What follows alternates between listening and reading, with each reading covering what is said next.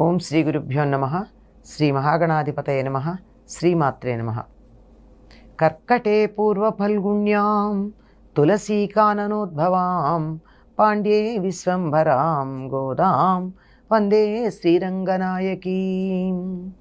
నీళాతుంగస్తనగిరితటీ సుప్తముద్బోధ్య కృష్ణం పారార్జం స్వం శృతిశతశిరసిద్ధమధ్యాపయంతి స్వోచ్ఛిష్టాయాం సృజినిగళితం యా బలాత్కృత్య భుంక్తే గోదా తస్యై నమైదమిదం భూయ ఏవాస్తు భూయః. శ్రీ భూనీలా సమేత గోదారంగనాథ స్వామినే నమః. ஆளிமலை கண்ணா ஒன்று நீ கை கரவேல் ஆளியுள் புக்கு முகந்து கொடாத்தேழி ஊழி முதல்வனுருவம் போல் மெய் கழுத்து பாளியந்தோளுடை பஷ்பநாபன் கையில் ஆளி போல் மின்னி வலம்புரி போல் நின்றதிருந்து தாளாதே சார்கமுதைத்த சரமளையில் போல் வாழ உலகினில் பெய்திடாய் நாங்களும் మార్గళి నీరాడ మగిలిందేలోరెంబావాయ్. గోదాదేవి 4వ నాటి బ్రాహ్మీ ముహూర్తంలో నిదురలేచి చెలులందరినీ తనతో పాటుగా స్నానం చేయడానికి రమ్మని పిలుస్తూ ఉంది. ఆ స్నానం చేసిన దాని ఫలితంగా ఏం జరుగుతుందో చెప్తోంది. ఎందుకనిట అంటే, ఓ గంభీర స్వభావం కలిగినటువంటి వర్షాలను నిర్వహించే ఓ మేఘుడా, ఓ పర్జన్యదేవా. పర్జన్యుడు అంటే ఉరుము, వర్షదేవుడు అనుకోవచ్చు, వర్షాధిపతి. నువ్వు దాతృత్వంలో కొద్దిగా కూడా తక్కువతనం చేయక ఔదార్యంగా ఉండు, చక్కగా చేస్తూ ఉండు. అంటే ఎక్కడా కూడా వెనకాడుతూ ఇస్తూ ఇస్తూ కొంచెం ఆగిపోతూ ఉంటారు, అట్లా చెయ్యొద్దు. ఏమాత్రం కూడా వెనకాడద్దు. అంటే మేఘం ఇచ్చేది ఏముందమ్మా? ఇచ్చేది వర్షమే. ఇచ్చే వర్షంలో కాస్త కక్కుర్తి పడద్దు, తక్కువ చేయకు, వెనకాడకు, ఉదారంగా ఇచ్చేసి గంభీరమైనటువంటి సముద్ర మధ్యంలోకి వెళ్ళి సముద్ర జలాలంతా తాగి నువ్వు బాగా తాగు. అక్కడ తాగడంలో కూడా వెనకాడద్దమ్మా. ఇక్కడ పూర్తిగా వర్షించాలి అంటే మేఘంలో నీరు దండిగా ఉండాలి. మేఘంలో నీరు దండిగా ఉండాలంటే సముద్ర మధ్యానికి వెళ్ళినప్పుడు చాలా నీటిని తాను గ్రహించాలి. పూర్తిగా తాగు. అలా తాగి కడుపు నిండా నీటిని తెచ్చుకుని ఆకాశంలో వ్యాపించి గర్జించి సర్వజగత్కారణభూతుడైన నారాయణుని దివ్య విగ్రహంలాగా మాకు కనపడాలి. విష్ణువుని ఏమని చెప్తాం మనం? నీలమేఘశ్యాముడు అంటాం. నీలమేఘము అంటే నల్లని మేఘం అనే అర్థం తప్ప నీల శబ్దానికి సంస్కృతంలో నలుపు అని అర్థం. అంతేగాని మనం ఆంగ్లంలో బ్లూ అనుకుంటామే, అది మాత్రం కాదు. అటువంటి నల్లని మేఘం లాంటి శరీరం కలిగిన వాడైన పద్మనాభుళ్లాగా మాకు దర్శనం ఇవ్వాల్సుమా నువ్వు. అంటే ఆయన నల్లని మేఘంతో నీలమేఘశ్యాముడు ఎందుకంటాం?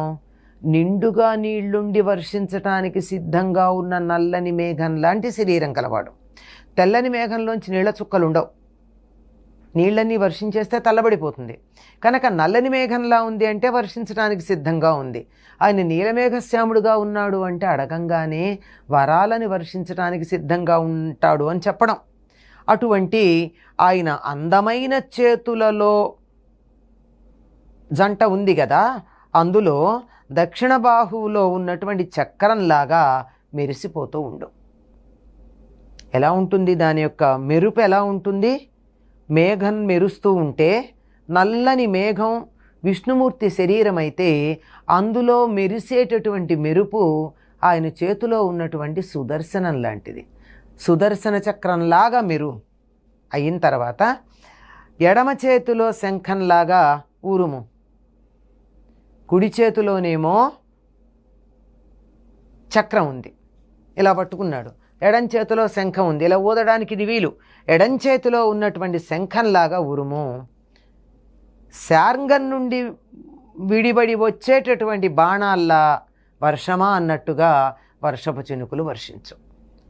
విష్ణుమూర్తి యొక్క ధనుస్సు పేరు శార్ంగము. శార్ంగము అని అనలేం గనక సారంగము మొదలైనటువంటి పదాలు వాడతాం.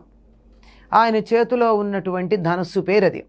ఆ శార్ంగం నుండి బాణాలు వస్తాయే, ఆ బాణాల్లాగా ఉండాలి పడేటటువంటి బాణ. అంటే అంత వేగంగా, అంత చక్కగా, అంత దట్టంగా రావాల్సి ఉంటుంది.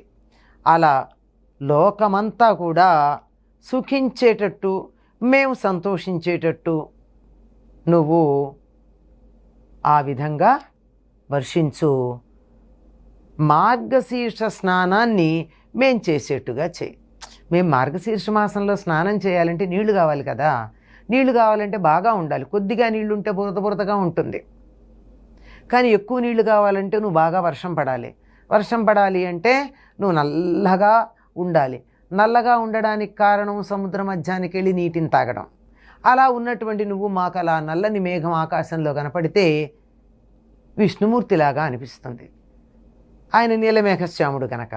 అలా విష్ణుమూర్తిలా అనిపించినటువంటి ఆయన కుడి చేతిలో ఉన్నటువంటి చక్రంలాగా నీలో మెరుపులు కనపడాలి. ఎడం చేతిలో ఉన్నటువంటి శంఖంలాగా నీ నుండి ఉరుము రావాలి.